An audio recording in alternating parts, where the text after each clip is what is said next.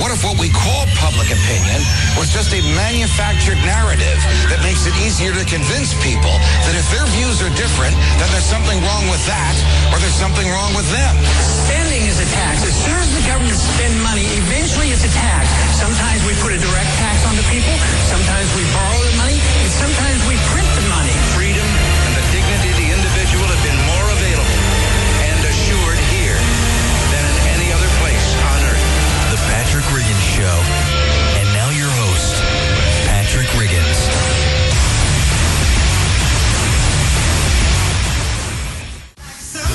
Welcome to the Patrick Riggins Show. You don't need no finesse and no personality. Just two arms and an attitude, and everybody sing with me. Reaching way back into the 80s for some Morris Day and the time. Yes, it's that time of the week again. Time for logic and reason to prevail.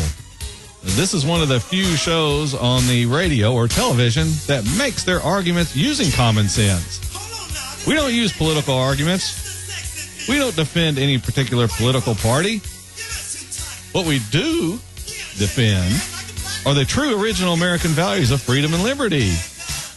But those values aren't just limited to Americans, though, and oh no, every human being around the world deserves these unlimited rights. And yes, I said unlimited. The rights of human beings are unlimited. The only thing you cannot do is infringe on those same unlimited rights of another human being. Other than that, you should be free to do as you wish. Unfortunately, there isn't a single government in the world that allows that. Nope, not even here in the land of the free. But that's why we continue to fight. And from the looks of things these days, I won't ever be bored or have nothing to do. Fighting for freedom and liberty provides me with endless job security. Before we get started, I should mention, if you don't know already, you're listening to the Patrick Riggins Show. We are the flagship show of the Libertarian Lighthouse Radio Network, and we are heard around the world on it, as well as broadcast locally from our home base in Knoxville, Tennessee, on News Talk 98.7 WOKI. If you watch television or listen to the radio at all, then you know, starting now at Thanksgiving and continuing through the new year, we'll be treated to hundreds of public service announcements from soldiers located around the world, wishing everyone a happy Thanksgiving, a Merry Christmas. Oh, wait, they probably aren't allowed to say that in the military now that it's more important to be politically correct than to train to defend the country. So I guess those people will be saying happy holidays instead. Less chance of offending someone by restricting the soldiers from expressing themselves in non-approved ways. But anyway, we'll be seeing all these holiday wishes from the troops from around the world this season. Now, does this not bother anyone else besides me? I think it's disgraceful that we have our soldiers stationed all around the world, playing policeman or babysitter, depending on the country in which we're located. But we have our soldiers out there in harm's way, and for what? Because we demand the world recognize us as a world power? Because we demand respect as a country? It's a different outlook when you realize it isn't us, the citizens, sending our troops around the world on frivolous missions. It's our dang government. I touch on this from time to time on this show, but I'll ask it again. How many of you know someone or have known someone in an abusive relationship? It's a friend whose husband or wife, but let's face it, it's usually the wife. She's in this relationship, and the husband or boyfriend, he just treats them like garbage. He doesn't trust her. He's always calling her to check up on where she is. He doesn't tell her she's pretty anymore. He flat out doesn't appreciate her and takes her for granted. But she dang better be at his beck and call. She better have dinner ready when he gets home. She better understand why he spends so much time with the guys or fishing or whatever he's doing without her. You see, she has to live according to his time schedule. Now, how many of you have known someone in this kind of relationship and you beg them to leave? But whenever you bring him up, she goes into full defense mode, justifying everything he does, defending him no matter what, even within her own family, her parents, her brothers and sisters. No, she'll say, you just don't understand him like I do. Oh, but they do understand. They understand he doesn't love and respect you. They understand that you're just a toy, a means to an end. This is how the government is treating not only us as citizens, but everyone around the world.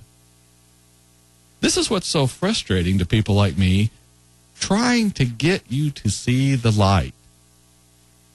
But just like one of your family wouldn't give up trying to get you out of this abusive relationship, I'm not going to give up on getting you to see this government as it truly is. Now, when I say things like that, people say, oh, Patrick, he's anti-government. That's the catchphrase big government types use to try and shut down your argument. No, I'm not anti-government. I'm anti-tyranny. I'm anti-totalitarianism. I'm anti-unnecessary government intrusion. You see, I don't agree with nor condone abuse by a police officer. But that doesn't make me anti-police. It makes me anti-police abuse. Look, if you want respect, you have to give respect.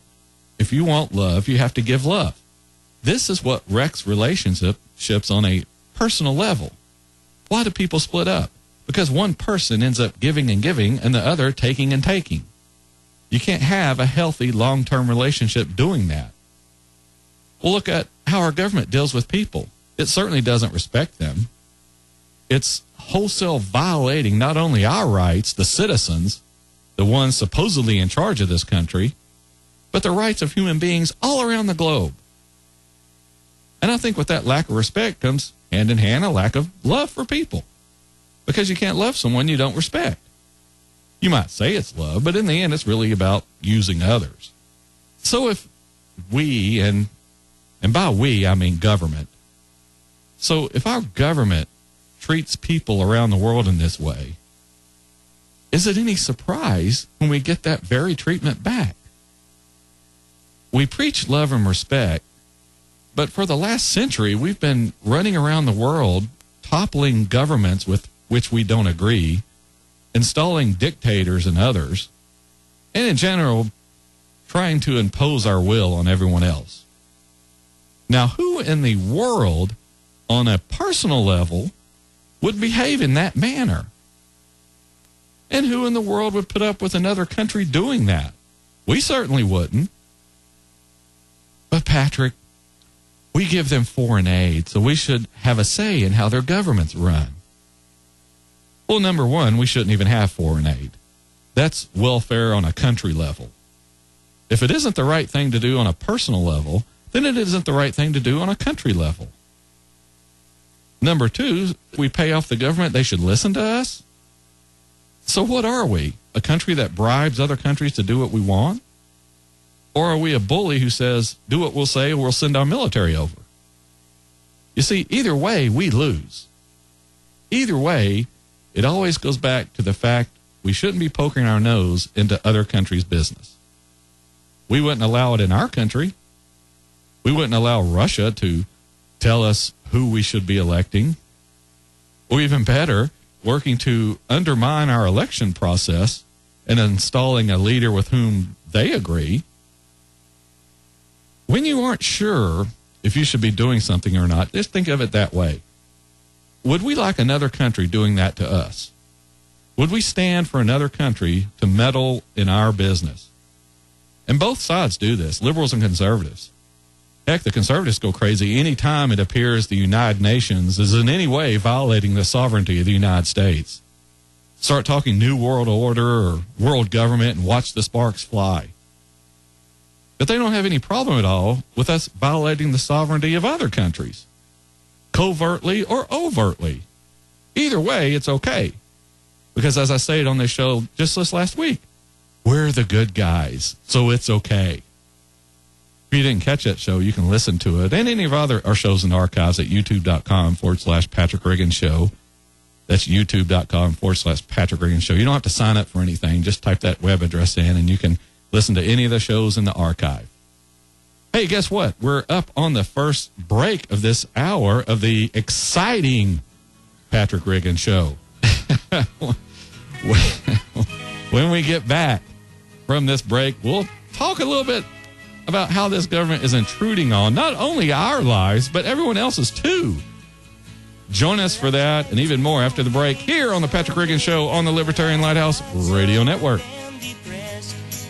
That I set my sights on Monday and I